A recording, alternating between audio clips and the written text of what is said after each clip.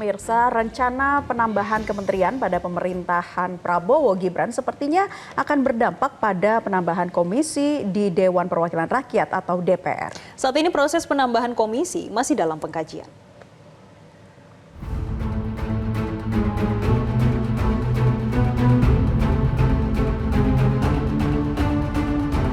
Dewan Perwakilan Rakyat atau DPR tengah mengkaji adanya wacana penambahan komisi di DPR menyusul rencana penambahan jumlah kementerian pada pemerintahan Prabowo Gibran.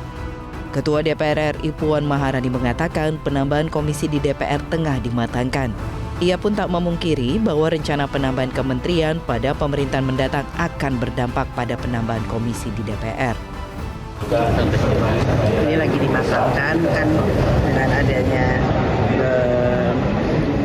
rencana penambahan kementerian, jadi tidak mungkin, artinya ada kemungkinan harus ada penambahan komisi untuk bisa kemudian memperkuat kemitraan antara pemerintah dengan legislatif. Jadi akan ada kemungkinan juga ada penambahan komisi jika memang ada penambahan kementerian. Namun berbeda dengan Puan, Wakil Ketua DPR RI Muhaimin Iskandar justru belum tahu ada wacana penambahan komisi DPR. Ketua Umum Partai Kebangkitan Bangsa itu justru menyarankan penambahan komisi di DPR akan lebih kuat jika Undang-Undang MPR, DPR, DPRD atau DPD direvisi. Nah itu saya sendiri belum pernah dapat laporan fraksi ya. Apa logika nambahnya, bagaimana saya tidak terlibat karena saya kan sudah itu lagi nanti urgensinya kayak apa, katanya karena kementeriannya nambah. Apa benar kementerian nambah, kita juga belum tahu. Jadi menurut saya belum bisa diputuskan periode ini, silahkan aja periode depan. Pakar Hukum Tata Negara Refli Harun mengkritisi wacana penambahan jumlah kementerian yang akan disusul dengan komisi di DPR. Menurutnya, wacana itu hanyalah akal-akalan kalangan politikus untuk menambah jabatan publik. Akibat dari keinginan pemerintah menambah jumlah kementerian. Tapi kalau mau, ngapain kita menambah komisi? Hanya menambah jabatan saja. Yang paling penting kan fungsinya tetap sama. Misalnya, Kementerian Keuangan ada Kementerian tentang penerimaan negara, ya tetap saja komisinya sama. Kenapa harus membentuk komisi yang baru?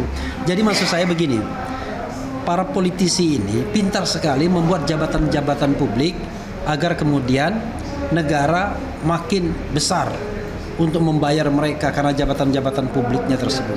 Kenapa yang nggak dipikirkan adalah bagaimana mengefektifkan, mengefisienkan jabatan-jabatan publik tersebut, baik di lembaga eksekutif maupun legislatif, agar uangnya, agar merekanya lebih banyak berpikir untuk rakyat, bukan berpikir untuk jabatan mereka itu sendiri.